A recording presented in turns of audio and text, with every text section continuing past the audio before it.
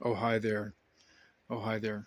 Wow, what an exciting time to be on the phone, on the computer. I have a neat thing going on that is personally gratifying to me. And so I'm like, well, geez, man, I wish I could put that out into the world somewhere. Here's what it is.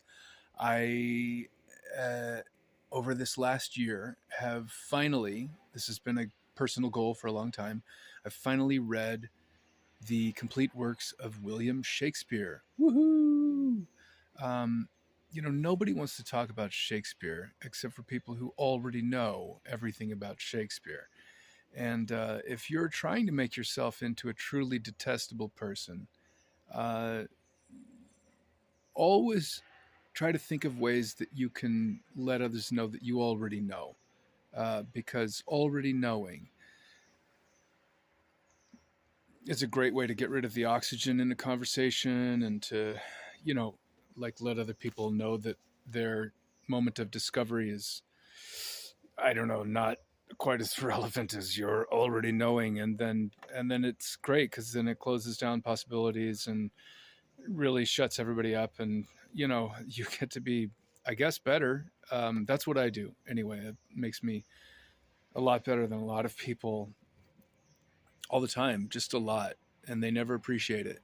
You know, they never appreciate how much better I am than them. So I'm just like always telling them, okay, let's get back to what I was starting to say.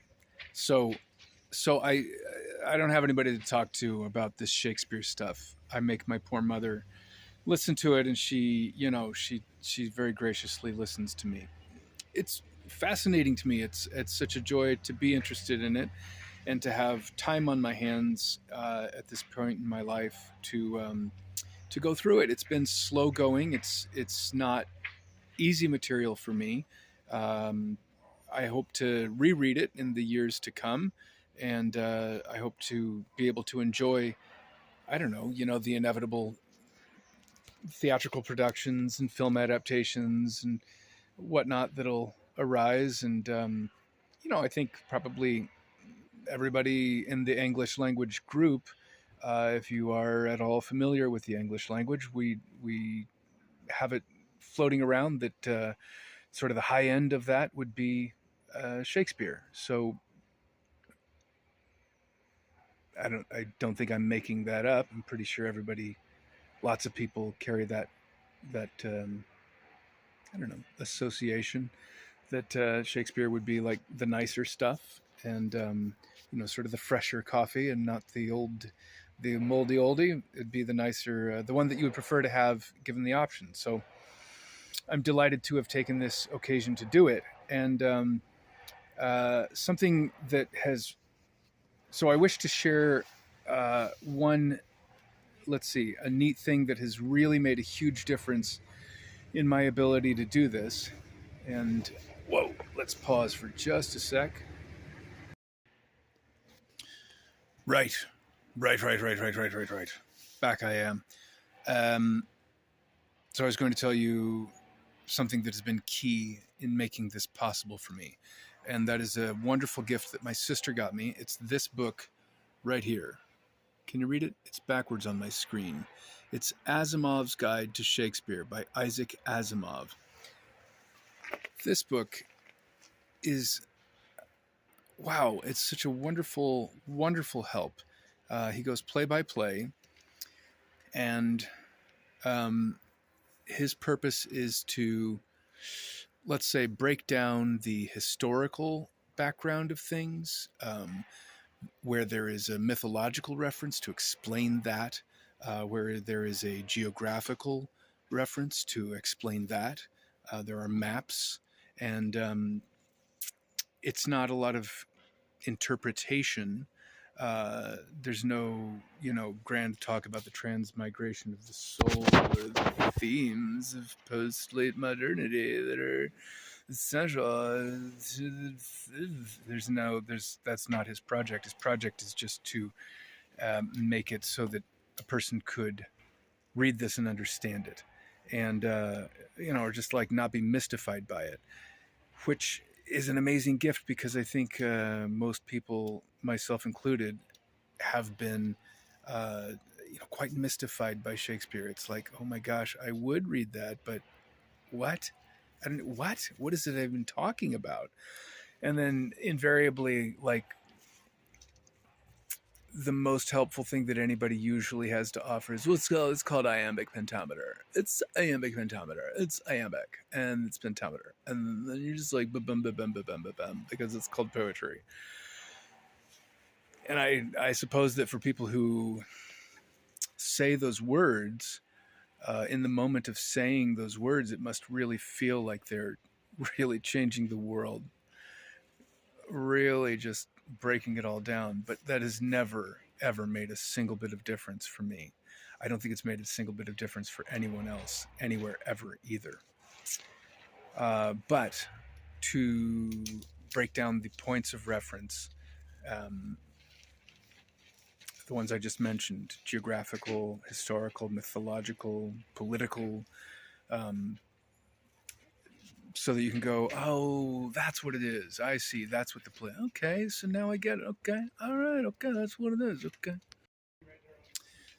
that is a huge favor, and I very much appreciate it. So it's made it. It has taken all of the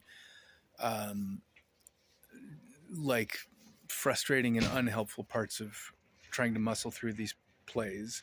It's taken that away, and it's still hard going. It's still slow going, and now I have this whole additional book to read in addition to the complete works. But now I'm succeeding. So that's great news. So that's probably the tip top thing.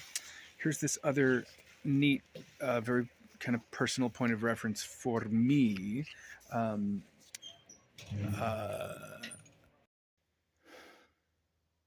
Boo, I had to step inside to,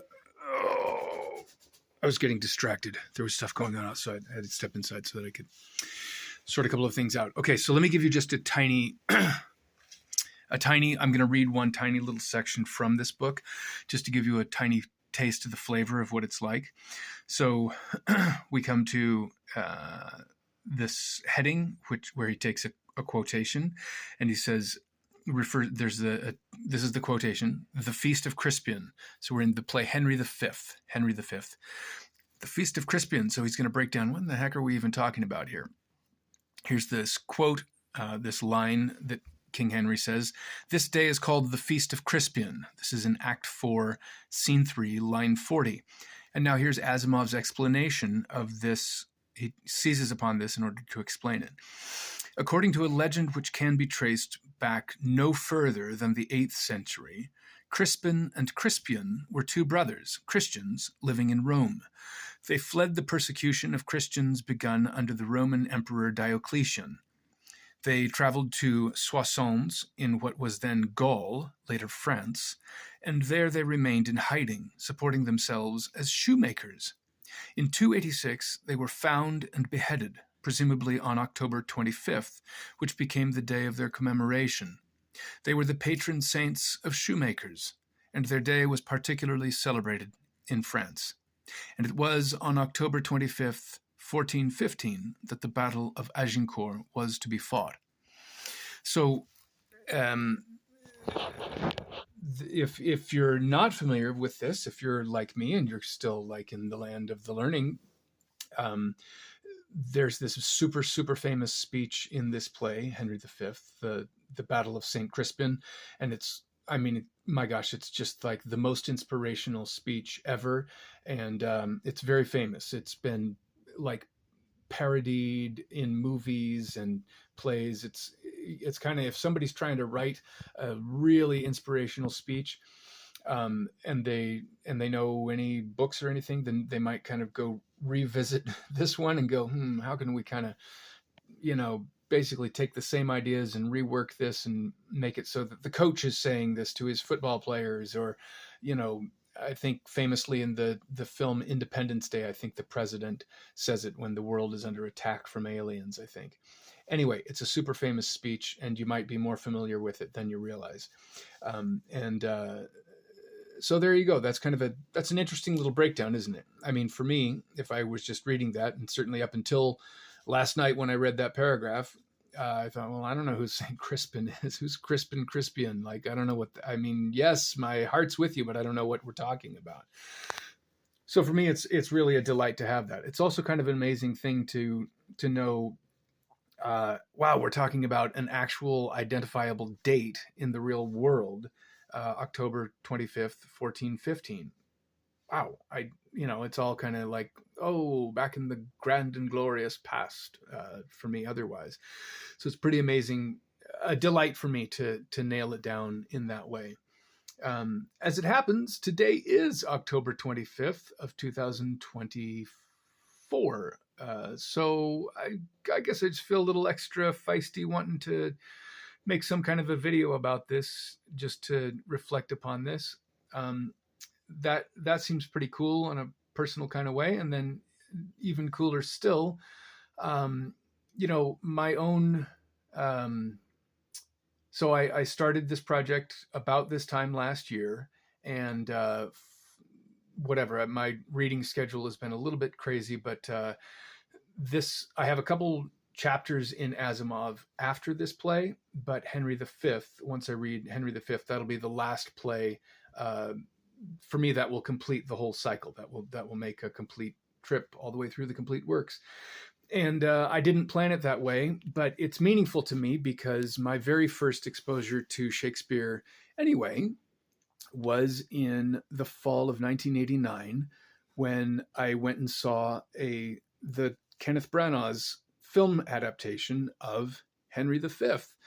And a dear friend of mine back in the day took me to see it. He somehow must have read this very same Asimov book or something when he was 12 and retained all of it, I guess, because he knew everything. I don't know how he could have been, 16 or 17, and it was astonishing how many things he had read and knew. He was a very bright kid. So he conned me and my brother into going to this film, and we thought, I don't even know what Shakespeare is, but it sounds hoity-toity and we don't want any part of it. But he said, dude, trust me, dude, it's sword fights and castles and like knights and stuff. It's going to be awesome. And so we went and saw it, and I had to admit that it was pretty awesome, even though I don't know what they said at all, but it was cool. So that was my introduction. And even more special, it was screening at the Tower Theater here in Sacramento. Well, not here, but down the hill in Sacramento. And of course, it is if you remember, Tower Records came into being because of the Tower Theater in Sacramento. That's where it started. So it's come and gone, like I guess everything else in the world does. But gosh, it just seems kind of special to me that was my introduction to Shakespeare. And that was, my old buddy back in the day. I think kind of part of his shtick was like, oh, so you think you're really funny. You can get, other people our age to laugh, but like, the real actors, the ones who really know how to do it for real, do Shakespeare. So there's, which he's not wrong. So that's been that's kind of been this personal challenge hanging in the air in the back of my head, really ever since 1989, which is quite a while ago now. And I'm just kind of amazed. I have an undergrad degree in theater and a graduate degree in theater, and a fair number of years have passed since then, and still I'm only now finally reading the complete works. So better late than never. But I don't know. I think maybe now I've finally I'm getting it all out of my system, and now I can be done with this stupid theater stuff or something. I don't know, something like that. That's what I think some of the time in darker times, because I think, geez, there's just no making a living at it or forcing the hands of fate, or I don't know. It doesn't seem to be possible to make the connections that are necessary to,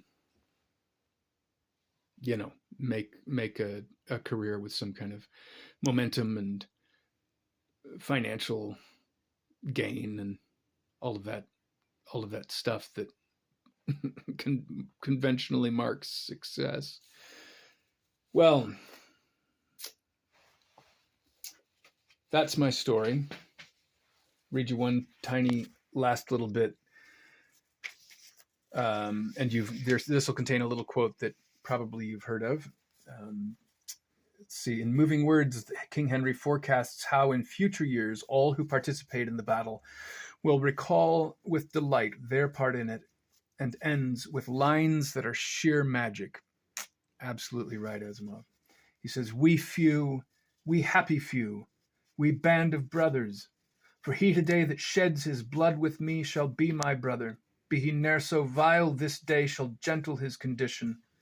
And gentlemen in England, now abed, shall think themselves accursed they were not here, and hold their manhoods cheap, whiles any speaks that fought with us upon St. Crispin's day." Gosh, that is just an unbelievable speech. I always get a little teary. I always get a little teary with that one. Well, here we go. We just keep walking, I guess, doing the best we can on whatever day it is that we see. So this is kind of a tiny little personal landmark for me. And I don't know, rather than tell you I already know it, I'm telling you about, I'm discovering it. And most of it, I really don't know. Okay, maybe you know something. If you do, enjoy it, I guess, or something like that. All right, stay strong, fight the power.